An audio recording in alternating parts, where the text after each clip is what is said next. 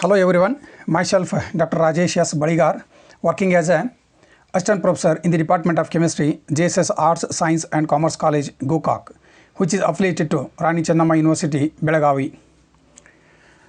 So in this video, I will discuss about the weak field ligands, strong field ligands, high spin and low spin complex formation, spectrochemical series and crystal field stabilization energy definition and the procedure how to calculate that crystal field stabilization energy. Well, in the last video, from the last video where I have discussed about the crystal field splitting in case of octahedral complexes, it is very clear that the 5d orbitals are going to split into T2z and EZ orbitals, T2z and EZ set of orbitals in case of octahedral complexes. That we have studied in the last video from that is very clear that the 5d orbitals, which are known as degenerate d orbitals, are going to split into T2z and EZ orbital. Now after crystal field splitting, the question comes with respect to distribution of electrons in order to calculate the crystal field stabilization energy, because if D4 configuration is there, that means any octahedral complex contains 4d electrons, then the question comes how to distribute these electrons in order to calculate the crystal field stabilization energy for that octahedral complex. Well, take for example D4 configuration. Now the first 3 electrons will occupy the lower energy T2z orbitals according to Hund's rule. Then the question comes with respect to 4th electron, whether it has to enter T2z orbital or EZ orbital. That depends upon the size of the crystal field splitting. So that means the energy difference between T2z and EZ in case of octahedral complex, it is denoted by delta naught. So that means whether the 4th electron, whether it has to go to T2z orbital or it has to go to EZ orbital, that depends upon the size of the crystal field splitting. That is, the energy difference between T2z and EZ plays a very important role for the distribution of electrons. So in that aspect, weak field ligand and strong field ligand plays a very important role, because the size of the crystal field splitting, that is delta, or in case of the octahedral it is delta naught, that depends upon the mainly nature of the ligand. That means whether weak field ligand or strong field ligand. Of course, there are other factors are there on which the delta naught value depends. That I am going to discuss in forthcoming videos. But today I will restrict myself with respect to nature of the ligand, that is what are weak field ligands, what are strong field ligands, how they are going to affect the crystal field splitting, and in what condition high spin complex will be formed, in what condition low spin complex will be formed, that we are going to discuss in this video. Well, in this connection, let us start with the nature of the, that means nature of the ligand, that is with respect to weak field ligand. Now the question comes, what are weak field ligands? So weak field ligands are those ligands which cause only small degree of crystal field splitting. That means the ligand, for example, if you take iodide, chloride or fluoride, these are considered as a weak field ligands according to spectrochemical series, which I am going to discuss later on in this video only. If weak field ligands are involved in the complex formation, for example, if you take any complex here,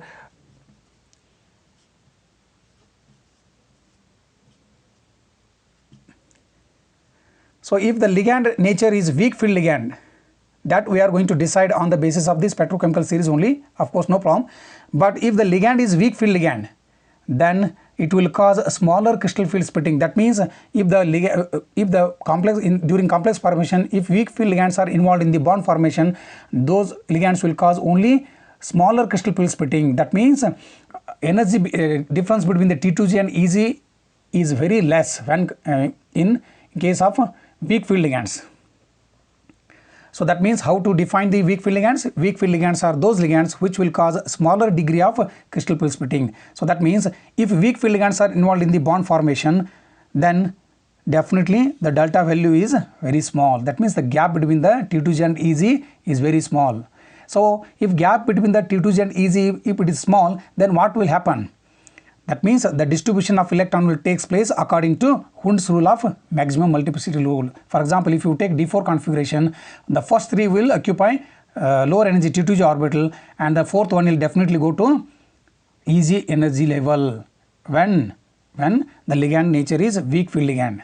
So that means all the 4 electrons are going to occupy or distribute according to Hund's rule of maximum multiplicity. Then what will happen? It will result in the formation of complexes with more number of unpaired electrons. That means if weak field ligands are involved in the complex formation, generally they will form complexes with more number of unpaired electrons. For example, if I take D4 configuration only and the ligand involved is weak field ligand, then the fourth electron will go to energy level. Now easy level. Now the number of unpaired electrons are 4 here.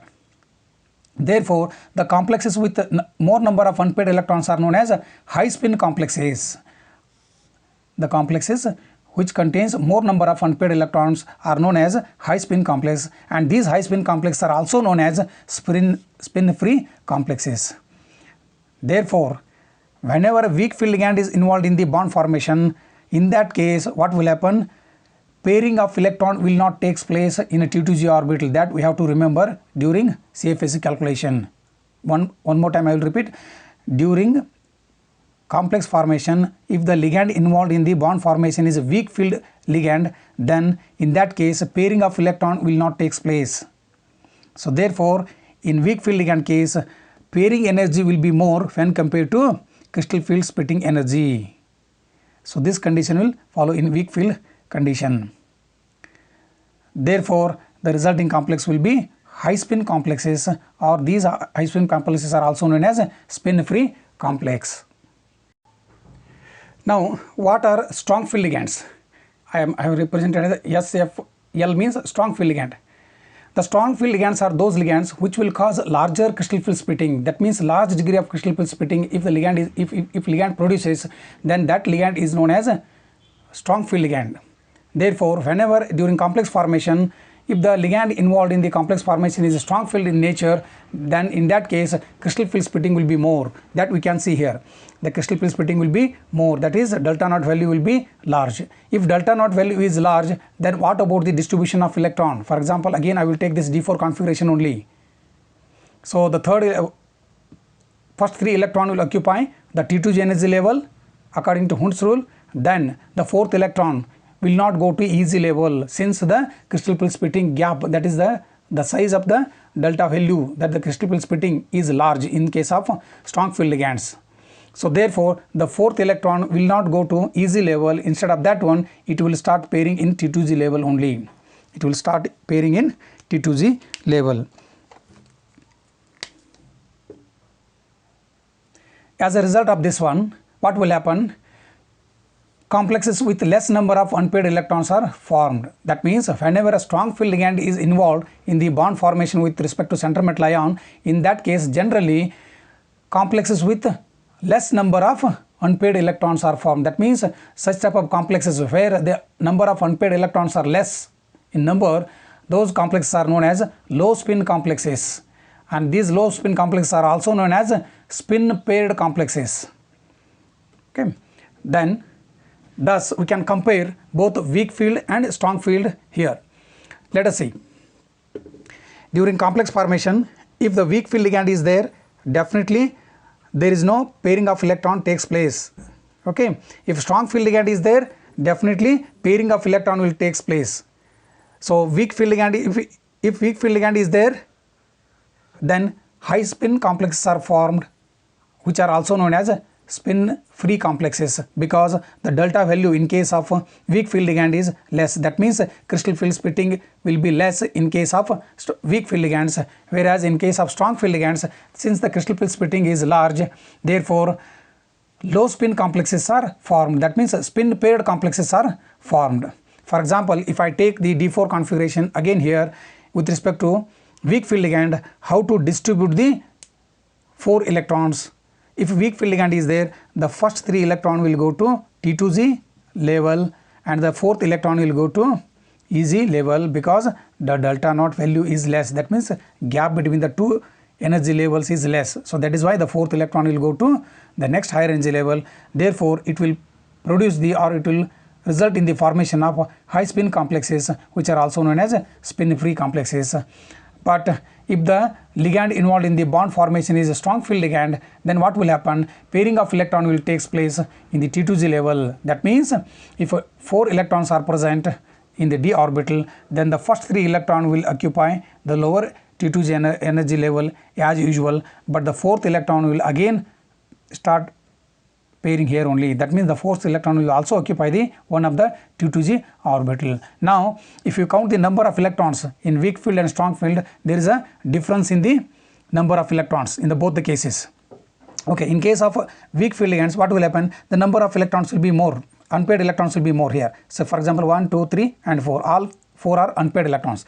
Whereas in case of a strong field ligand, what will happen? The pairing of electron will take place, therefore the number of unpaired electrons are only 2 here. So that means here the complexes with more number of unpaired electrons is considered as a high spin complex, whereas the complexes with less number of unpaired electrons are considered as a low spin complexes. Well, already we have discussed about the weak field ligand and strong field ligand. Now some ligands are arranged in the increasing order of their field strength. That series of arrangement of ligands in the increasing order of their field strength is known as a spectrochemical series. That means what is a spectrochemical series here? So already we have seen the weak field ligand, strong field ligands, and from here we have taken that one from the spectrochemical series. Then the question comes, what do you mean by spectrochemical series?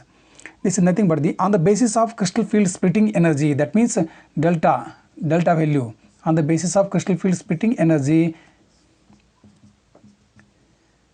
some common ligands are arranged in the increasing order of their field strength.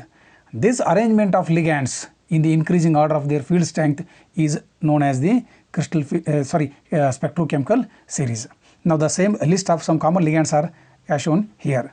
The first comes that I minus iodide, bromide, sulfide, chloride. So like that, if you move from left to right side, so that means like ethanol, oxalate, water, ethylene diamine, tetraesteric acid, ammonia, pyridine, ethylene diamine, dipyridyl, orthophenanthroline. Okay, so like that, cyanide and carbon monoxide. As you move from left to right side, so that indicates the strong field ligands. But as you move from right to left side, it will indicate the weak field ligand.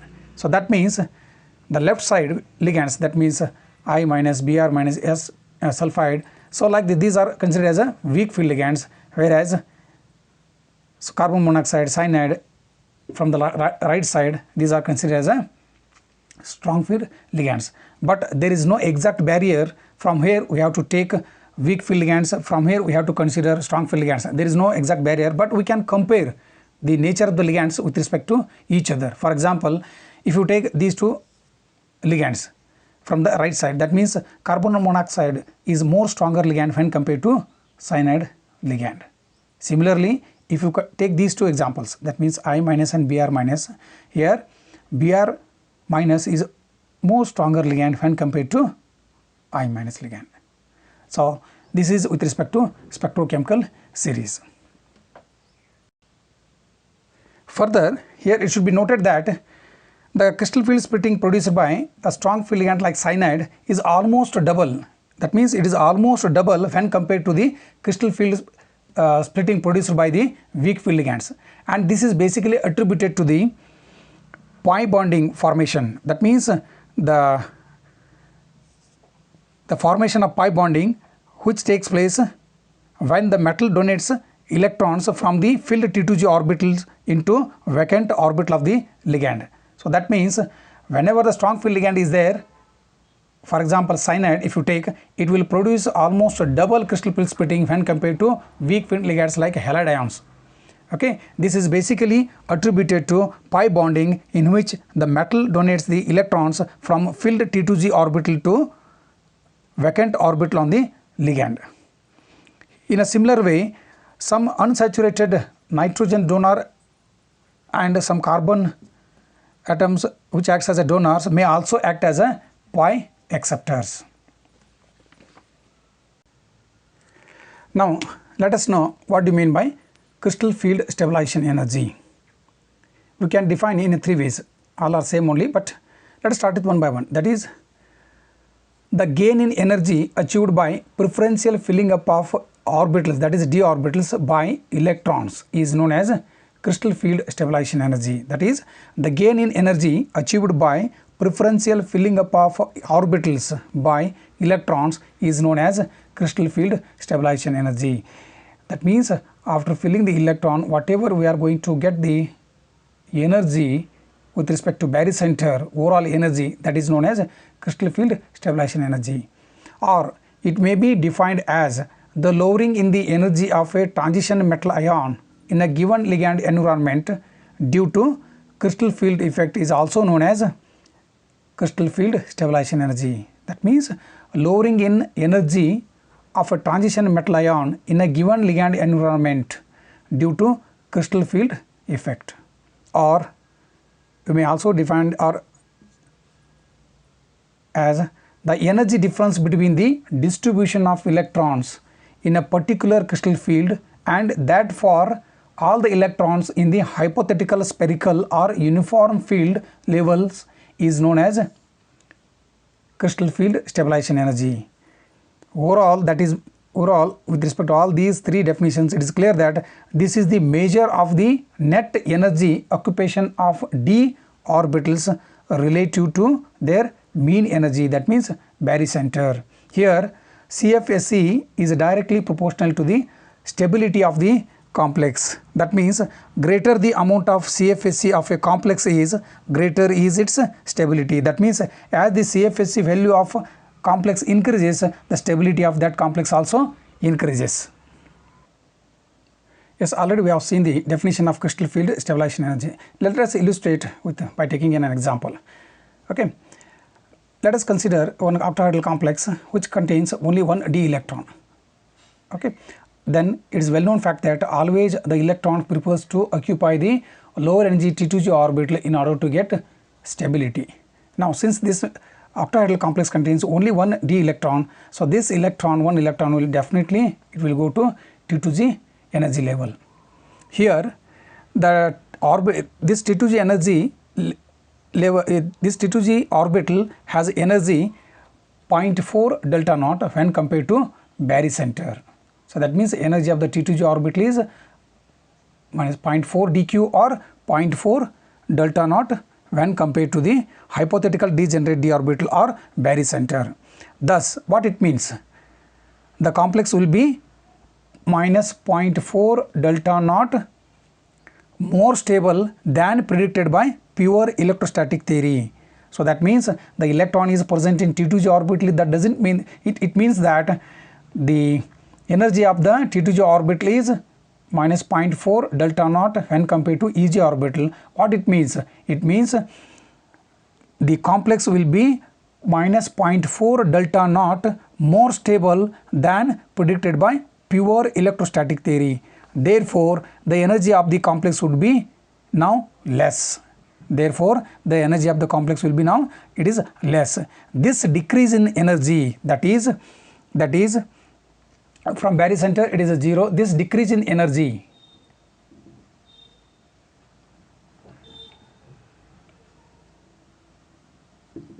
minus 0.4 delta naught. This decrease in energy, that is a minus 0.4 delta naught or 4 delta naught or 4 dq, is called as crystal field stabilization energy of this complex. So now it is clear what do you mean by crystal field stabilization energy. Now the question comes, if more than one electrons are present in a complex, then what procedure we have to follow or what factor we have to consider while calculating the crystal field stabilization energy of that particular complex ion. For example, if you consider this general complex, that is X, if it contains 2 electrons, that means 2 electrons, then what factor we have to consider here? Here the qualitative procedure commonly adopted for calculating CFSE of a complex metal ions containing more than one d electrons is to assume that the interelectronic repulsion amongst the d orbital do not affect the CFSE that much. This point we have to consider. Therefore, CFSE is calculated by considering the splitting of d orbital alone. Therefore, here each electron entering into T2G orbital that is filling of T2g orbital will decrease the energy of a complex, that is it makes more stable by 0.4 delta naught per electron. 0.4 delta naught per electron. That means if the metal contains more than 2 electrons, we have to consider that, or we should assume that the inter-electronic repulsion amongst those d electrons do not affect that much crystal field stabilization energy of that particular complex. Therefore, the crystal field stabilization energy is calculated by considering the splitting of d orbitals unknown. Here, each electron entering the T2g orbital will stabilize the complex by 0.4 delta naught or 4 dq per electron. Similarly, each electron entering into Eg orbital will destabilize the complex by 6 dq or 0.6 delta naught. Thus, the total crystal field stabilization energy in octahedral complexes is given by the following relation, or by using this relation we can calculate the total crystal field stabilization energy for particular complex ion. So what is that relation? Crystal field stabilization energy in case of octahedral complexes is equal to minus 0.4 n T2g delta naught plus 0.6 n Eg delta naught, or crystal field stabilization energy, that is CFSE, in case of octahedral complexes is equal to minus 0.4 n T2g delta naught plus 0.6 n Eg delta naught plus MP. Here n T2g means number of electrons occupying the T2g orbital. That means how many number of electrons are present in the T2g orbital. Similarly, NEG means the number of electrons occupying the EG orbital. How many electrons are occupying the EG orbital, that we have to put that number here.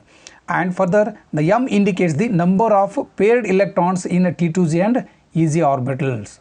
For example, if you go for D4 configuration, what will happen? If it is a strong field ligand, so 1, 2, 3 and fourth one will occupy here, because if the strong field ligand is there, crystal field splitting energy will be large, therefore pairing will take place here only.